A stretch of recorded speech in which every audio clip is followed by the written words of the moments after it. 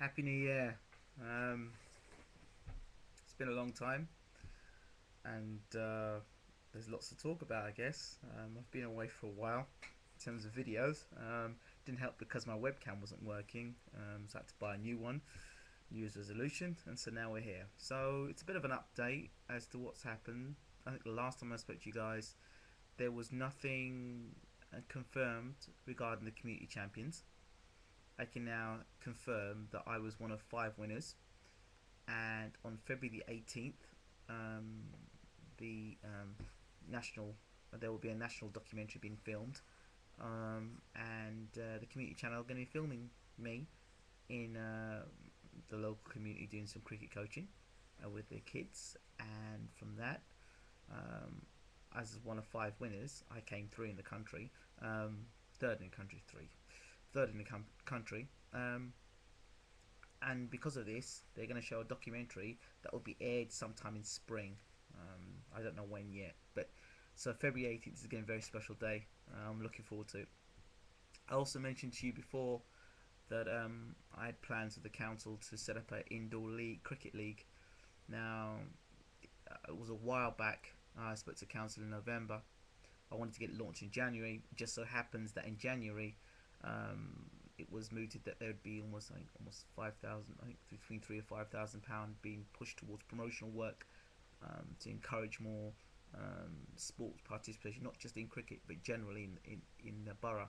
So it was really silly to have not to have promoted it sooner, but to have promoted it at a time when this actual money was being invested in promotion. So if that makes any sense. So that's been pushed back to obviously February. And when I got the call from the community channel, it was February the 18th, and that they want to do the film. But it's also February the 18th that we're doing the taster session. So it's for adults, any adults in the Wickham area that want to play indoor cricket. Then that's what's going to happen. So those are the two things that are really big things that are happening. Still doing some work with Gravesend. I'm working with the council at the moment to set up an academy which would encourage um, kids from local estates to start getting involved in playing cricket. It has been a bit of a, I have to be honest, it has been a difficult time over in Gravesend trying to get things organised. But you know, what is life like without a challenge? And I'm gonna stick at it. Gonna make sure, looking to get a secure venue for it, and now in partnership with the Kent County Cricket Board and the local council, who've now put money up front to pay for the venue because I was struggling to find a venue beforehand, um, and with the district cricket in the area. All three of us have got together and now sat down and discussed about how we can take things forward. So it's exciting things over in Kent, and that's good. Um, Overall, I also things have changed a lot. Now I've moved back to London, which is excellent for me. London lad myself, born and bred, and almost I do want to do some work within the community. I feel I had to leave London years ago to develop my cricket because, believe it or not, there were not opportunities for me to expand in the way I wanted to. And I was fortunate 3.5 years I left. When I left, I was invited to join a cricket club. They had no youth players. 3.5 years on, they've won under 12s title, under 13s, under 14s promotions. So yeah, that was last year. So in terms of coaching, I'm quite happy with that. It's been a successful year, but I can't sit back and on my laurels and think to myself, well, I did this last year. I'm kind of nervous about this year, really, to be honest, because there's a lot of things, a lot of firsts this year for me. Obviously, it's the first time I'm going to be in a position where it is. I don't know I said what I'm going to be doing, what the year is going to lead to, because in the past it's always been, oh well, I'm going to try and find some coaching during the winter, because obviously in winter in England it's hard to find coaching, but I'm starting to get coaching opportunities, which is good. I tell you, the winter months is very difficult.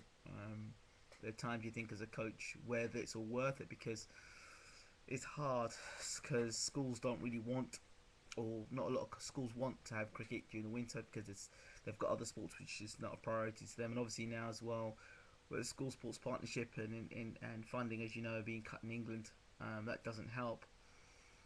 And there have been one or two times in the last few months, I've got to admit, where it's been difficult. But you know, as I said before, you stay strong, and a lot of opportunities are opening up, which leads me to my next point: is that one of the biggest problems I have had is getting into schools, because for one reason or the other, you talk to the receptionist feel that they're now the head teacher. So you give them a letter for the head teacher.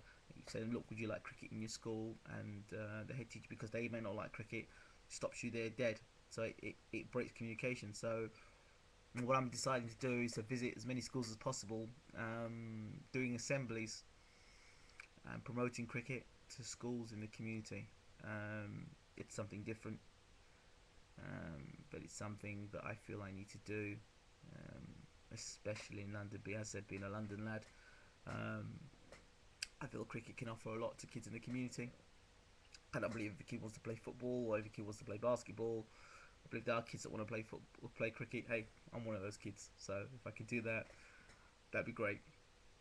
So I'm gonna start waffling now, but I think I've said all I can for now.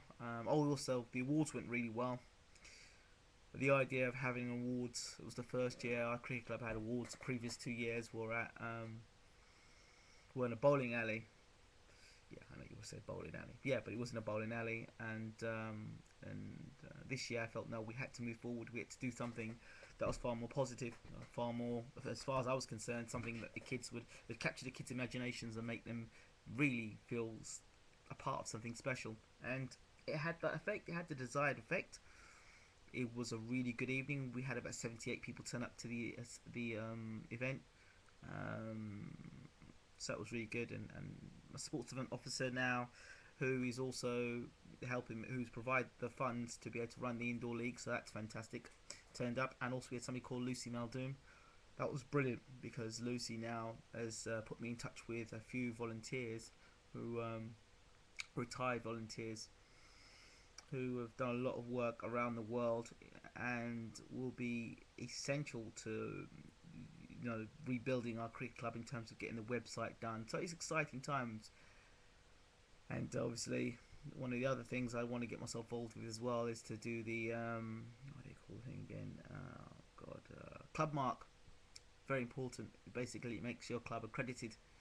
It's something that the ECB want all clubs to have. It's like an audit, and it's very long-winded, but it ensures a better quality of service for kids, for clubs in general, safety, child protection, all sorts of issues. And obviously 3 years at the club, I've been there now, and this is the year that I want to do the club mark. And by us getting these excellent volunteers in for the club, it's going to be brilliant. It's just, so foundational work, admin work, cricket coaching, promotional work, it's all happening. And also finally the challenge to go away. I want to go to, like I said, I wanted to go to India because I want to learn the beauty of how to spin the ball, the way the Indians learn to spin the ball on the subcontinent.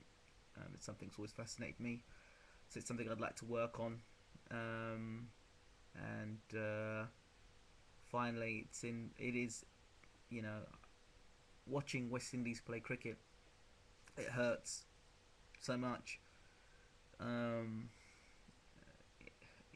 just don't know where to start when I watch West Indies play cricket. I sort of foundationally what's going on, what is going on with the team, what are the plans, what's going on with the youth, what is the 5-year plan. I mean, I talk to my dad about it all the time. He says that we've got this good player, we've got that good player.